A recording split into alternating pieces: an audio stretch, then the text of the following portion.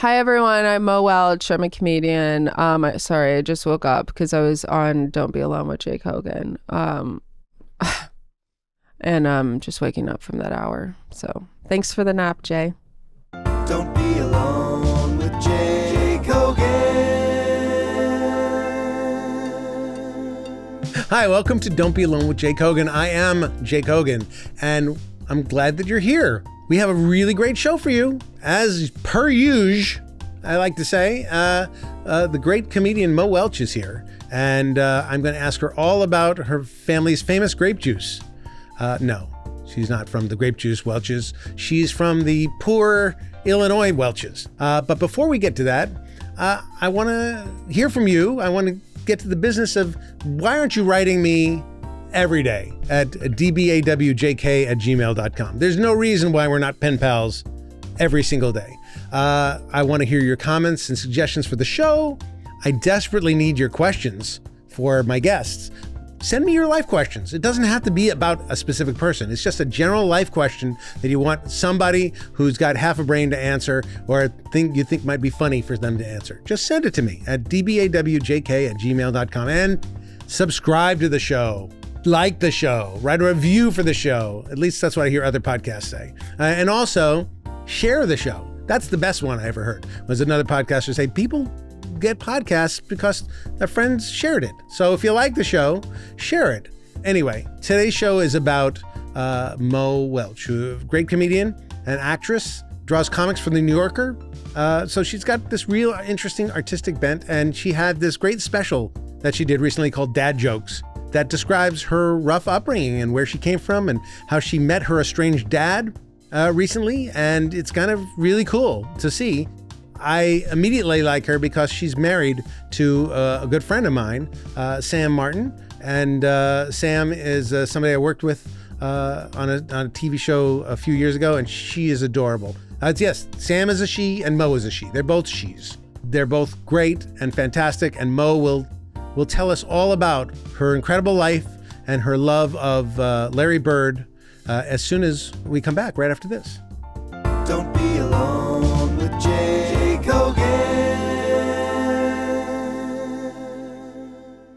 Well, Mo, thank you for being here. Yes. I don't know if you knew that I was a fan of your comedy. No. But I am. I'm excited to add one fan to my fan base. You are so self-deprecating. Really, really great stuff. I saw you not long ago opening for Brett. It was really funny and really great. Did you come to the Orpheum show? Yeah. Isn't that, I think it's the most beautiful theater. It's unbelievable. Yeah. Yeah. And it was a great show and was part of the Netflix comedy thingamabob. Uh-huh. And it was everything about it that night was great. Yeah, those are great shows. Yeah, and you were on fire and he was on fire and everybody just was like so happy. They're so happy. Brett's crowd is amazing. They're really optimistic people. Yeah. And I mean, they're comedy fans, but they're good comedy fans. Yeah, I've had it all. So I do think that's true that the comedian, the vibe of the comedian or the soul of the comedian attracts certain kinds of people. Of course. Who's the worst? Who attracts the worst audience? Well, didn't you do Jesselnick for a while? But his audience, they are comedy fans. They're like, they're all about the craft and they love Anthony's jokes and his twists and like, it's impossible even as a comic. Like I just heard, I'm not going to give away one of his new jokes, but somebody told me a new joke of his while I was at Largo, and I'm like, okay, I know it, and can never guess the twist. Right. Ever. And like, even like a comedian, a comedy writer, I'm just like, there's no way. It's like his... Yeah. I love watching him work and I like his crafts of jokes, but I do think that the vibe, if you just looked at the vibe, it's very dark. Yeah, of course. It's very dark. It's definitely a darker, like I was doing darker jokes when I opened for him than I am now. And they're both like dark and light. I mean, I think I feel more comfortable doing the lighter jokes, but they're both me. So if I do darker jokes like now, if I'm just at Largo, I think people are like, are you okay? Right. but in his crowd, they're like, more of that. How do you separate yourself out from the pack? I think I just hope that you can. There's no like crafting it. I think you just have to say what you think is funny, and hopefully it'll separate you. But saying what you think is funny make you bring that persona. In other words, you're part of who people come to see when they see you is like a little bit of a persona. Right. If your fans, they've heard a little bit of your history, they know a little bit of your life, and they're coming to see you. Right. And your jokes. Yeah. Yeah, but I think you talk, like I talk about my life. Yeah. And so, I mean, people, if they have if they already know about my childhood, because I talked about it in a full special, like they'll know what they bought a ticket for. I'm not I'm not all of a sudden going to be like an extreme political comedian. Right. I mean, I don't see that. Maybe I will. I don't know why I said I wouldn't. Sure. You never know. Maybe. Yeah. That special, by the way, dad jokes. Yes. Fantastic. Thank special. you. Unbelievable. Thank you. I really, really enjoyed it. Thank you for watching it. And I was only like disappointed that I didn't get to hear more of your dad. Oh yeah. But it was. I mean, it wasn't. I guess it wasn't about what he has to say. It was about the meeting. It's right. about working up the courage, both from his side and your side, to have that meeting. Yes. Yeah. The whole point of for me, obviously I have the footage and I could have put more of him in, but it was definitely a choice to say like, this is about me. The moment, the build up of, you haven't seen your dad for many, many years. He abandoned the family and went to jail, did a million things. But like, what was that meeting going to be like was amazing. And that we got that. That was the climax of the show. That's kind of like me meeting you right now. That's my whole life has been building up to this moment. Yeah, and we'll just talk for a little longer. Unless you release this and it's just you saying one thing. The interview's over. Yeah. Right now, I'm going to cut it off right here. No, it's true that like when he walked up, there's a shot of him walking towards the table where you're sitting at. He doesn't look comfortable with the camera. Scary. It's a little scary. Yeah. And how he shows up on the motorcycle becomes a little scary. Yeah. But less so than, because he's older and I wasn't frightened for your life, which I was for part of the way of the special. But that's amazing. What gave you the courage to want to do that? I think it was just during that time where COVID, we were like a year in, and I had this mentality where I was just like, fuck it. Like, I just want to do something like that. Like, I genuinely wanted to reunite with him. And then I thought, I don't know if it was just my brain during COVID, but I just thought, wouldn't it be funny if I filmed this reunion? And then I always knew at the end, the question I was going to ask. And so for people listening, you have to watch it, but I ask one question at the end, and I always knew I was going to ask that. And I thought, and for some reason, it just made me laugh that I would do all of this work and I would show all this background. I didn't think I'd show that much background when I started, but like I'd tell this entire story and then it would lead to that question. Okay, well, I won't destroy the question, but it is, it's a harrowing journey. The part I don't mind destroying is that you had a very difficult childhood. That you've had, you grew up with, dad who was kind of there sometimes, not there sometimes, kind of abusive and dangerous. And you guys were, struggling financially. You didn't have money. And it's like, living in weird circumstances and all that kind of stuff. That's so far away from my growing up, and so I can watch that and think that seems harrowing, and you're just like goofing around with it and like, it's very weird. I think because people always want to be like, but what, like, have you gone through so much therapy and like are you okay? And my mom always said it was harder when he was around, and I think that because it was consistent, he was consistently not there. And I think that helped me. It actually gave me consistency in my childhood. And he actually went to prison. Yeah, I went to prison, Joliet State Prison, shout out. Right. We got a lot of Joliet, former, it's not active anymore, but former inmates Yeah, big fans of the show. Big fans. Yeah. So, you got a big prison following? It's about 25% of my following is prison following. So it's cool. You're going to do a live podcast taping in a prison? Yeah. You're like Johnny Cash it? We're going to try. We're going to try. We don't have the permits yet. But San Quentin, what do you think? San Quentin? Maybe? I think there's maximum this security? is making me laugh. I think that is so funny if somebody goes and does a live podcast taping there. Right. The soft Jewish guy goes into San Quentin. Netflix comedy special. Yeah. So he was gone a lot of the time. And then you have 4 brothers and sisters? Yes. I have 3 sisters and a brother. Right. Your story is a great story just because, I mean, I don't know. Maybe it ends badly. I don't know yet. It's not finished. See. We'll see. But for now, it seems like you've taken a road for a pretty cool place. Yeah. You know, so that's, I mean, you're artistically, you're making a living at something that you want to do. You're on the new Office. Yeah. Right? Yeah. That's amazing. I think I always just wanted to make a living doing comedy. Right. And I thought, well, once I get there, I'm probably going to want more because that's just how it works. But I genuinely, because I've hung out with people that get recognized all of the time and stuff, I was like, I genuinely love the position I'm in because nobody recognizes me. Right. But I can do whatever I want on stage still, and I could 15 years ago. Yeah. I can still do whatever I want, and no one's going to be like, well, that sucked. I was expecting more. Right. You know? Right. But no you one have expects a fan base, anything of me. But you have a fan base. Yeah. Even though you put down a sign that said struggling comedian in front of your old hometown. But it's almost as good as being a writer. As a writer, no one knows who I am. I walk with complete anonymity. But every now and then I hit a pocket of people who go, I'm going to hire a bunch of actors to follow you one day. I would love it. Jake Hogan. Can I get a photo? I mean, how do you know me? Like I'm an actor too, but like nobody recognized me from anything except one thing. What is it?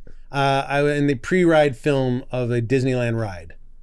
Are you serious? I am serious. What is it? Do you ever been on Soarin' Over California or Soarin' Over America? That's the role. It's like you're on a seat and they the movie in front of you and they make you think. Okay, I haven't been on that, but you know my wife, and that was her favorite ride growing up. So then she does know that I'm on that ride. Yeah, she must know that you're on the ride. Your wife, whose name is Sam Martin, and congratulations on both of you having dude names. Yeah, I know, it's really confusing for everybody. I love her dearly. And I say this with love. She's a little bitch for not coming on the show. Yeah, how dare she? But whatever. I think she's like, I was thinking about it. I was like, it's kind of funny though, because she can't have, I mean, you can, but I'm just going to say it for us. We don't want 2 people making mistakes on podcasts that our daughter can look back at and be like, what the hell? Why did you say that? That's true. So if there's just one fuck up. Right. Yeah. But and she's fantastic. She's funny and a great writer. Musically inclined and she's really very musical, very cool. And you seem like it's a very happy couple, and you have a little. I was gonna say baby, but she's 5. She's 5 now. Yeah. Okay. This we is are Cleo? opposite. Yes, Cleo, and we are. She is. She's musical. opposites. She's musical theater, and she always says like, because I'll be like, you're musical theater, and then she says I'm mumblecore, and so somehow we got together. It does seem like I have much more in common with Sam. Yeah. And her upbringing than I do with you. Are you from LA? I'm from LA mostly. My dad was a comedy writer. Oh, so like I have a lot of that in common. Yeah. Her dad is Jeff Martin, who was on The Simpsons with me. Yes. I've famously worked with every member of her family. Oh, I didn't know you. I worked with her father, her mother, her sister, and her. Yes. On separate shows. Wow. Yes. That's incredible. Frasier, You're going to work with Cleo one day. Maybe. Yeah. I worked with the mother on Frasier, Suzanne, and Jeff on Simpsons, and the sister on. She was on the new Frasier. Worked with that. And also, she was our writer's assistant on The Troop or something like that. Oh, amazing. Not The Troop, School of Rock or something. So who's like your favorite? I gotta say Sam. Oh Sam's my gosh! my favorite. Wow. And everybody, I'm sorry, the rest of the Martins. Yeah, that's okay. I mean, the 2 parents won't talk to me anyway, so it doesn't really matter. I'm going to send them the clip. But I had a lot of fun working with her. What's your work regime now? You perform all the time, but what do you do a lot of writing? I work every day. Yeah, I write every day. Okay. I write jokes. I Brett actually was making fun of me because I have these, like, after a show, I'll try to like add to a joke that needed to be added to. Right. And I have all these videos in my phone where I'm just holding it down and it's just me talking to my camera, and I'm like, oh, for that joke, why don't I just like add this? And they're like the most humiliating videos. But I like sometimes I have to say them, and sometimes I have to have a video because I'm doing something with my head. So you want to see it constantly. Yeah, I'm just constantly editing. I don't ever. That's why it took me like 13 years to even put anything out as a stand-up, because I get so afraid to put it out there and I'm gonna hate it like the next day. I just recently started taking a class on doing stand-up. Nice. I used to do stand-up when I was a very young lad. I was 16 in years LA? old. Yeah. Oh, you were kid stand-up. Yeah. And I was not good. And then I was so not good and so not good of an actor, I became a writer. Right. So that's how not good I was. But who's good at 16? I think it's wrong if you're good at a good stand-up at 16. I don't know. They say Pete Davidson was good at 16. They say Chris Rock or Eddie Murphy. There are people that just those guys. When I see kids, like actual kids doing stand-up though, I feel bad, but I'm just like, I don't want to hear it. Right. I was that kid. Honestly, I'm 100% that kid. If I was on stage, you'd be going, oh no. You would have that look in your eye like, where's the exit? Help. Like, how long do I have to pretend to stand here and smile before I leave? Yeah. Well, that was smart of you to pivot. So you knew young to I went pivot. to it was just, I couldn't handle comedy clubs at 16. So I went to the Groundlings and it became a different thing. Yeah. But no, it's, but now I'm trying to do it the right way or a way and write every day. I write jokes and I'm figuring those jokes out. And at some point in a few weeks, I get to perform some of them and we'll see. Yeah. We'll see. Are you planning to show? The class has a show. And then after that, it's just me figuring out, do I ever want to do this again? And if I do, how? Like, that's a great environment though to do. Like, that's how I started stand up. Is I first started in improv, and then I did the class that the improv theater had for stand up, and there was a show at the end, and it's really supportive. And I think that you will do great, and you'll want to do it again. And then then the next shows are going to be the real. That'll be the real test. Yeah. No, the friendly audience is myself? easy. Yeah. The friendly audience is easy. But I'm used to bombing. I've been in improv troupe for 35 years. Yeah. So and in a writer's room you can bomb. All the time. Yeah. No, I'm impervious to that. Like, I know, not impervious. It's still a bit of a kick in the gut, but it's all right. My recovery time is very fast. Right. And I imagine yours is as well. Yeah. Like, when you come in with a joke that you sort of thought of and you sort of throw it out there to a new audience and you get nothing. Do you give up on the joke, or do you say, I got to tweak it and fight to figure it out? At this point, if I know I love the joke, because a lot of times the ones I love the most bomb, like in the first few. Right. And parts of them will work, right. And like at this point, I know what I'll be like, yeah, that wasn't a good ending, you know? And like, I don't let the audience tell me because I know if it's a good idea. I know if I love the joke. Right. Yeah.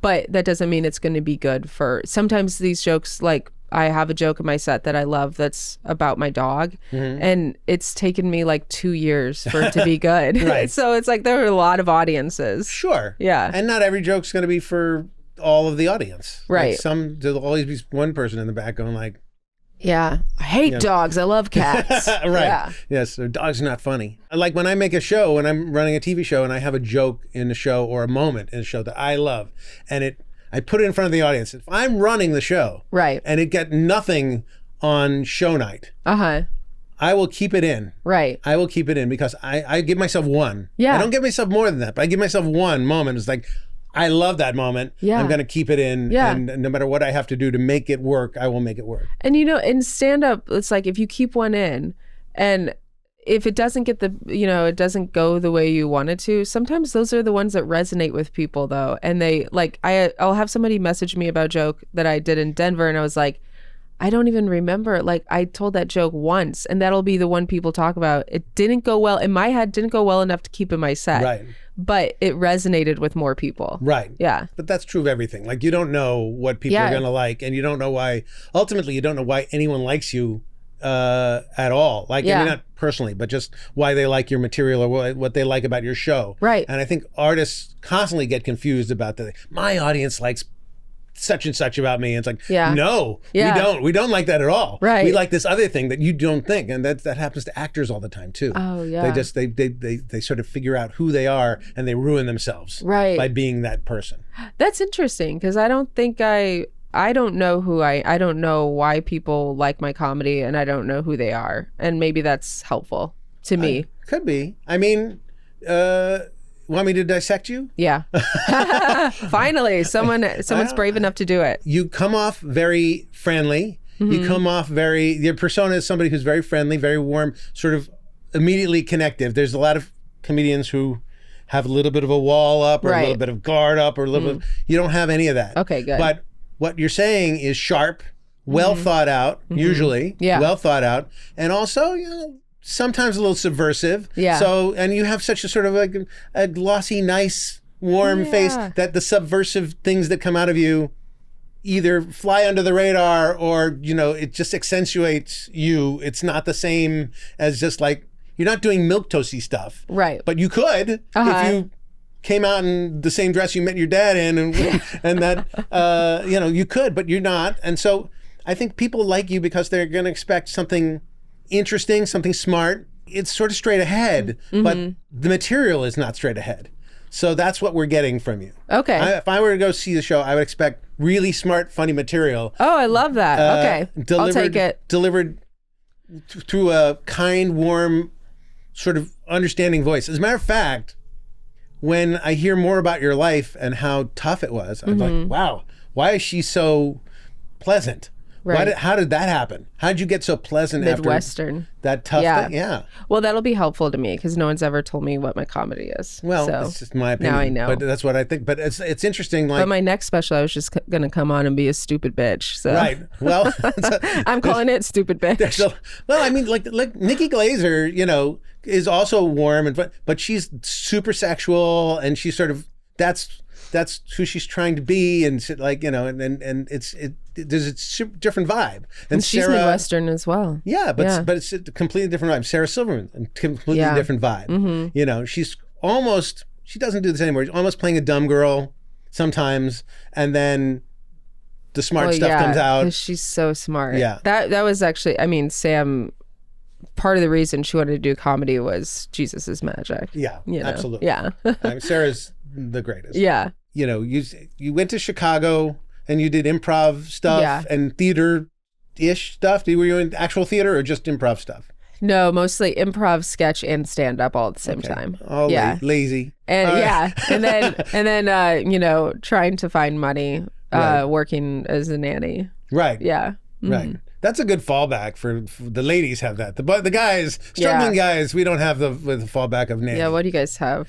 I mean, waitress. There's no. I would have been. I would have done that, but I was training as a hostess. I was working at a restaurant too, and then I was such a bad server. I immediately, I on my first day had dropped an entire thing of wine, like a tray, and they're just like, you suck at this, right? And I agree. Oh, wow. Yeah. That was fast. Yeah. That was fast.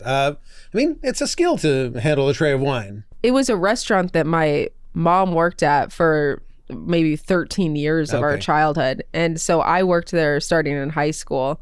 And then when I went back into comedy, they gave me a job as a hostess.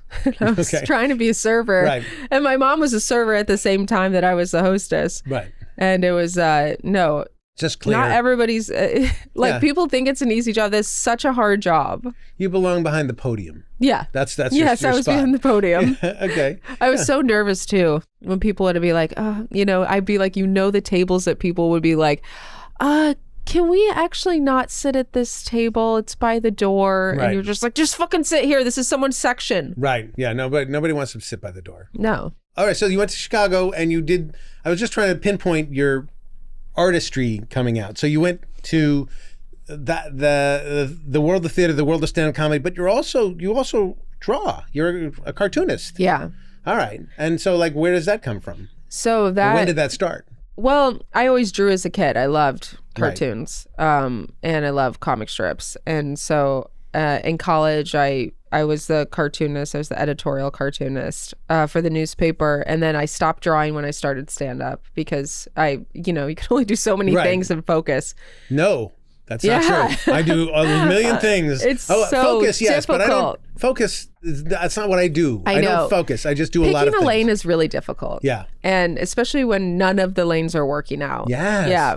I say yes to everything and then do it all badly. Yeah. Yeah. I honestly think that is why I have a career. Yeah. I'm like, listen, I think I'm a B- at everything. Right. And it's worked out. Yeah, that's pretty good. Why do you have to be an A+? So you were drawing cartoons and you're submitting them. You continue to submit them to the New Yorker. Yes. And you've gotten some in. Yes, I have. That's amazing. And I'm not disciplined right now. My goal every year at the beginning of the year is start submitting more. And it just gets away from me. Now, to submit a cartoon for the New Yorker, do you have to think of a good joke and then make it worse and then send it in?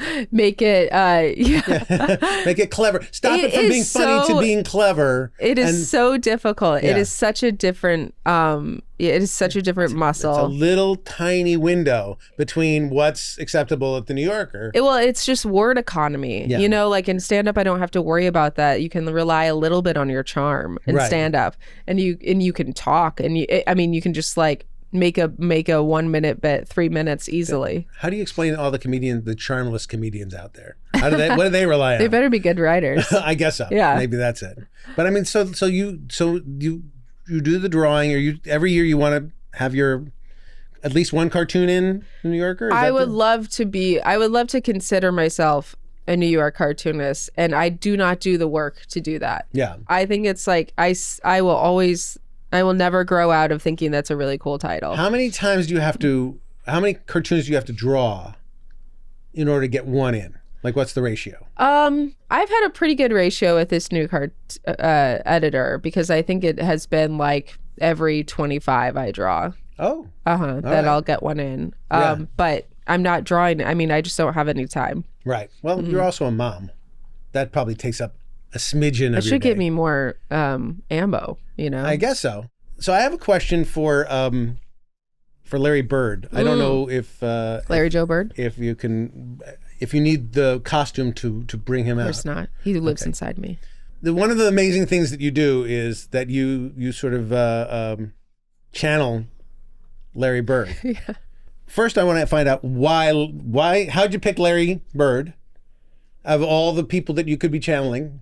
I look like the most like Larry Bird Okay, out of all the NBA players. Because I don't think people are coming up to you saying, "Boy, you look like Larry Bird." If somebody was like, when I dressed up as Larry Bird once at a show, they were like, you really do. It was kind of like a competitor of Right, mine who okay. I'm not that into. Right.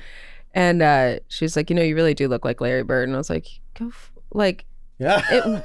I know I'm dressed as him right now, but Right. like that's the last thing Right. this lady needs to Right. hear. It didn't make you feel beautiful. No. Okay, I get it. Well, I think it was a mind fuck. allow me to unflirtatiously say I don't think you look a lot like Larry Bird. Thank you. And I'm sorry, Mr. Larry. I mean, I feel like It's all right. I think he that listens to this podcast. He's a but big- he won't be on it, right? he will never be on my Yeah. podcast. He won't do it. But you picked him. Was he a hero of yours? Not really. So just randomly chose Larry Bird. I'm a Bulls fan. Okay. Yeah.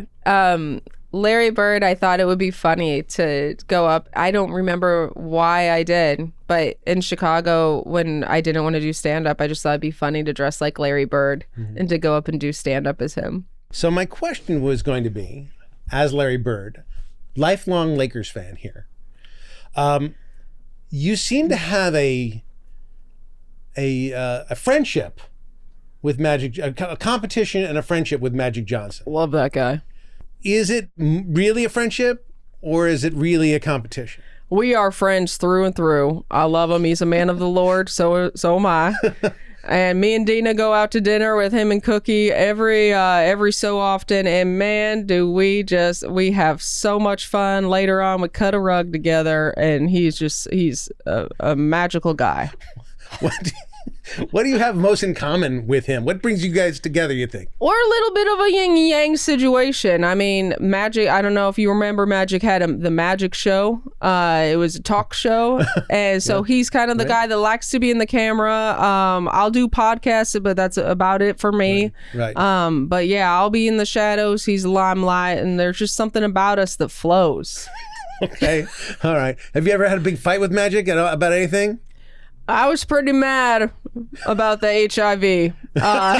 I'll be honest with you. I thought, what were you doing? It doesn't sound like Cookie approved of that. But, once we got over that, we've just been friends for life since that Converse commercial. We got along, Okay. Thank you, Larry. Hey, Thank no you. problem. How do I get out of this place, by the way? I just think that's one of the most interesting things that you do it every now and then. Yeah. And I love that that's just part of your repertoire. I try to do it. Yeah, I do a very Larry Christmas usually around the holidays, and I do a show. And Larry, I play him hosting a comedy show.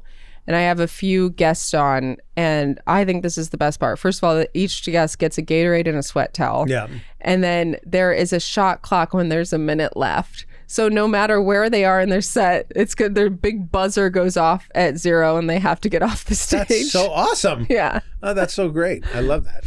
Oh man, that's kind of a dream. Yeah. Just be no red light. Just he's a great he's like probably one of my only celebs I haven't met that I really want to meet. Tell me about The Office. Because that's like kind of a dream thing. I mean, Greg Daniels is. Did you work on The Office? I did not work at The Office. I worked at. I've never worked with Greg Daniels on anything. He's Really? never hired me, and I've never hired him for any. Well, Didn't I he couldn't hire him. work? You guys both worked on The Simpsons? Not at the same time. Oh, okay. I was there first. Guess it's a long show. And then, it's been on for 80,000 years. And Greg followed me after that. But I didn't follow me. Yeah. He came on the show after I left. Yes. He didn't say, He waited Jake Hogan, I'm going to follow in his footsteps. No, he waited for you to leave. Yeah, exactly. But Greg is a genius. Yes. And I consider him at least an acquaintance, if not a friend. And he's really, really, really smart. First of all, King of the Hill, I always love King of the Hill. Yeah. And we were talking about watching shows. I definitely watched more animated shows than live action growing up. That fits in with the whole white trash thing. So keep going. Yeah. And there was something, I just thought it was so brilliant the way that like the voices just sounded like real voices. They weren't like animation. I don't know. And you just like, you almost just watch like, you're just watching them watch stuff at times, Right. And I also loved Beavis and Butthead. Yes. So, I mean, that all tracks with Mike Judge. Yeah. And and so, King of the Hill and The Office, obviously I'm like just like a huge fan. So I was honored to be and how different is the new Office from the old? Are you allowed to talk about it? No. I mean, I'm not. I mean, I can tell you what's in the trades, but they said something like, we'll kill you and your whole family if you say anything. Well, don't talk about it, but just the fact that I know that people who were on it are also kind of writers on it too. Yeah. Right? So, I was a writer first on it. Writer, Yeah. but then you became a performer on it. Yeah. Yeah. So that like the other Office. Was a kind of secret sauce of that, which was people who helped create these ideas are now performing these ideas, and hiring people who have the ability to do both is kind of magic. It's really smart. Yeah. It's really, I can't believe more shows don't do that, because you're creating the character from within the room, and and so it's just going to be better because you have that person in the room with you, dictating the lines. Yeah. My only insight, and you're not revealing this, I am. My only inside information about The Office is that was made, the office itself is very modern and not sort of downgraded, and so there's a lot of glass walls and makes it really hard to shoot. That was my only it's like That's what you've heard? We wish it was hilarious. easier to shoot because there's so much reflection going off of all those glass walls. Yeah, it's it takes place in the Trump Tower. It's Wow. All the gold. The office is the glints of gold are coming off. I just like the idea of me giving up, just lying on every single podcast on what it is. So I never even got to my problem. I'm going to do it right now. But my problem, which you're here to help solve, which is everything, is my wife and I are kind of from different places in our lives, just like you and your wife. So my wife's from Houston, Texas. Okay. She's really Texas in the way that Suzanne Martin's there. I mean, Jeff and Suzanne are Texas people. Jeff is from Jeff's family lives in Houston. Right. There's a different vibe of Houston. things have to be done a certain way. You know, they're a little more prim and proper. LA is very loose and goofy, and like, you know, I don't like to dress up, and people in Texas love to dress up and go to, you know, debutante balls and all kinds of crazy stuff. So when my culture and her culture clash, it's not great. It's not great, because she'll say, like, we're going out to dinner, why are you wearing shorts? Right. And I'm like saying, well, shorts. Because I'm like, well, it's comfortable. It's like, well, they're not going to seat you in shorts. I said, of course they will. It's Los Angeles. There's not a restaurant in this town that won't seat me in shorts. Yeah. You know, and she doesn't like that to be true. So like, what do you, is there any clashing of cultures between you and Sam, or you just get along just perfectly? I mean, I think we both love to dress up. There are times like this where I'm so happy that I'm with a woman, because if I had to just convince my husband to not wear shorts to dinner, I'd be like, okay, well, we're never going to dinner together. Right. Well, that's exactly what happens. Right. Yeah. That's the conversation. But do you do that thing where my wife will constantly ask me, the guy in shorts and a baseball cap, do you like this outfit? Right. And she'll ask me, do I like this outfit? And I would like say, I'll give her my opinion, but it's a very uneducated opinion about what women should wear and what looks good, or what. I always think about it in terms of character. Like, what are you trying to say with this outfit? Right. Like, are you trying to be glamorous? Are you trying to be conservative? Are you trying to look elegant? Like, what is it? And then I'll use my sort of, you know, guy brain to figure out what elegant is, and say, you know, you should be wearing a black dress because that's more elegant, or something dumb. And you also have to think, like, what does she want me to say? Because you just kind of gave up on that. Yeah. I can't. She doesn't. At some point, I just decided you have to say what you're thinking, and even if it's idiotic, just say it. I don't trust Sam's opinion, to be honest, with my clothes, and so I don't really ask her.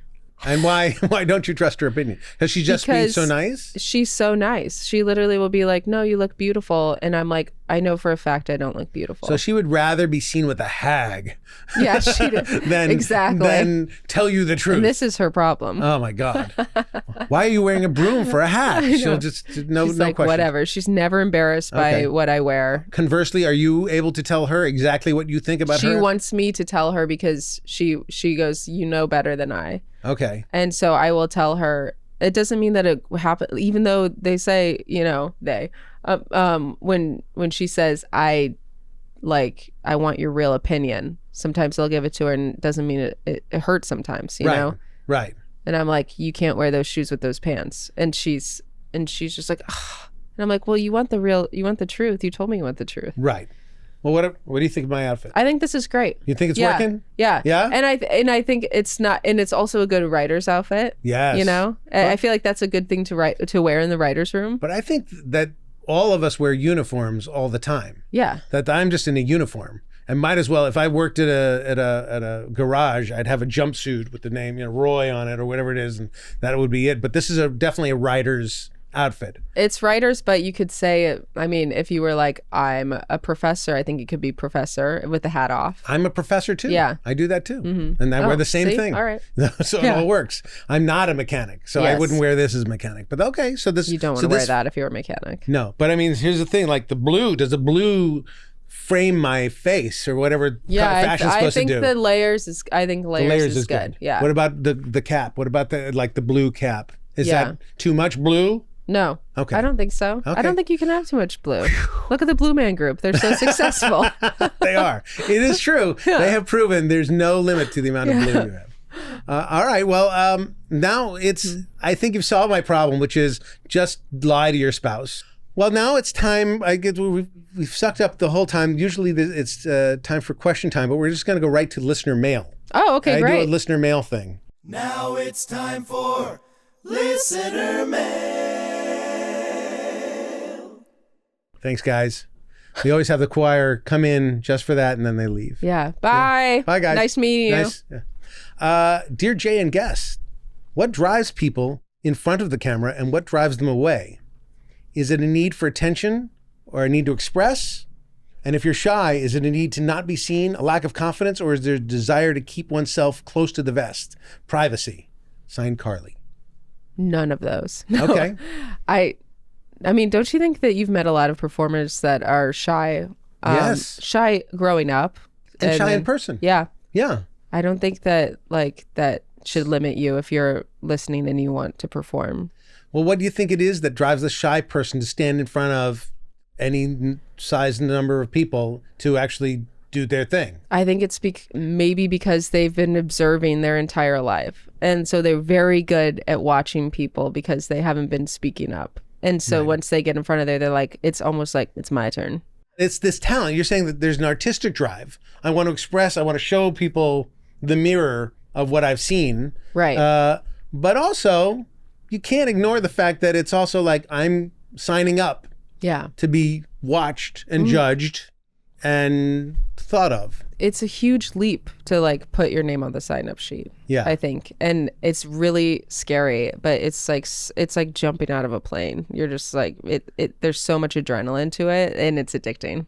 Yeah. I have social anxiety and I can be really shy at some parties and sort of large groups, but I'm willing to embarrass myself in front of in front of audiences like this podcast. Example one of just like being an idiot and still being willing to put yourself out there. That is not an issue I have. Yeah. I don't know why. I don't have a need. You've done improv for so long. Yeah, but the very first time you did improv, why did you do it? It seemed like fun. Yeah. It's games. It's a game. And I don't mind playing the game. I don't mind failing at the game. The game is the game. Yeah. So that's, and the first time you do it in front of a class of people who are doing the same thing. So you're not exposing yourself to other people who are judging you in a different way. Right. Everybody has the same issue. Yeah. And then you grow better at it and then eventually get in front of an audience and they're the ones who are judging you. And when you fail in front of them, that feels more of a letdown. Like, I've asked friends or people to come see me perform, and if we don't deliver, that sucks. Yeah. I mean, but it's inevitable. Like, the first time that I did stand up and I had family and friends come, they'll never get that image out of their heads of me bombing and doing so terrible. And you're just like, it's just part of the game. You just go, listen, like if these people love me, like they can see me at my worst too. Is that how you felt that night?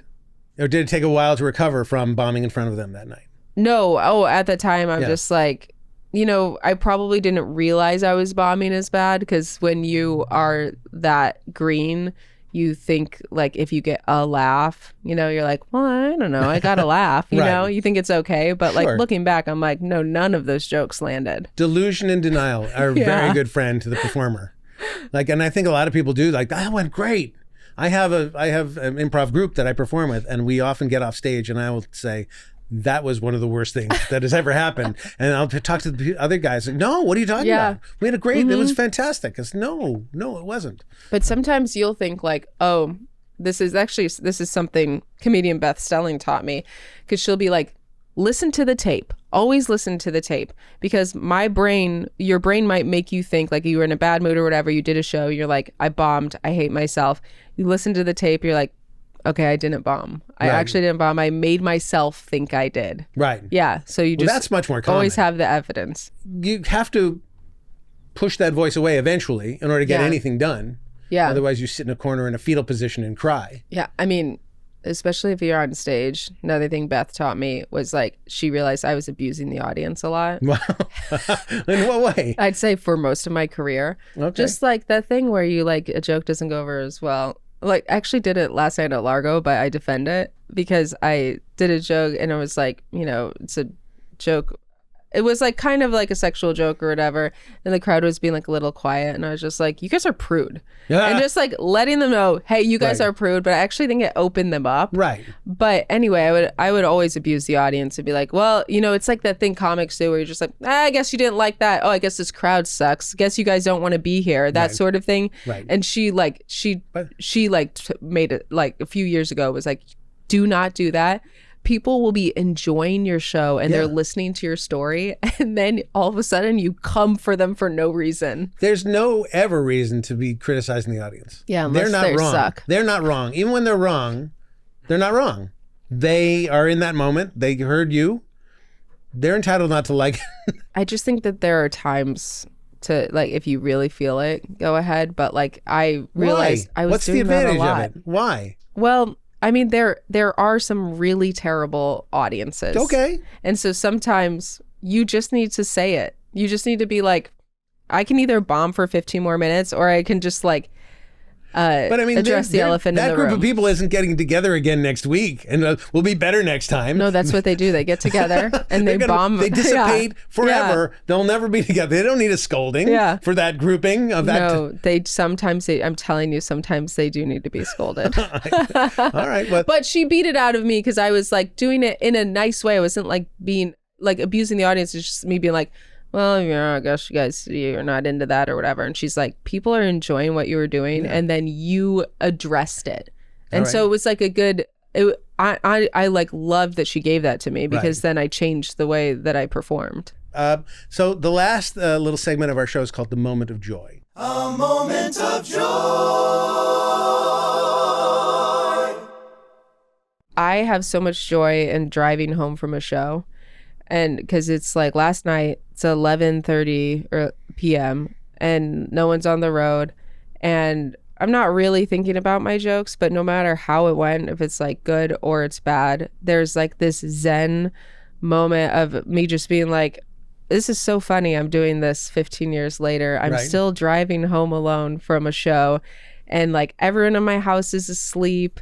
And it's just such a beautiful, I don't know. I honestly feel so lucky to be a comedian in the moments of me driving home alone. I mean, you're living the dream. That is you living the dream and having just lived the dream. And it just reminds me that I have a funny life and that like, it's funny that like, I'm just like driving home. It's like, midnight and I'm just told jokes on the stage. It's just funny. Right. Yeah. That is amazing. Well, thank you for being here. Thank you so much for having me. Grateful for you to be performing these days. I love watching you work. I can't wait for The Office. Everybody should watch the latest special, which is called Dad Jokes. Yeah. Which is really good. Thank you. It's on Hulu. It's on Hulu. Yeah. And thank you for being here. And if you enjoyed the show, please subscribe. Please like.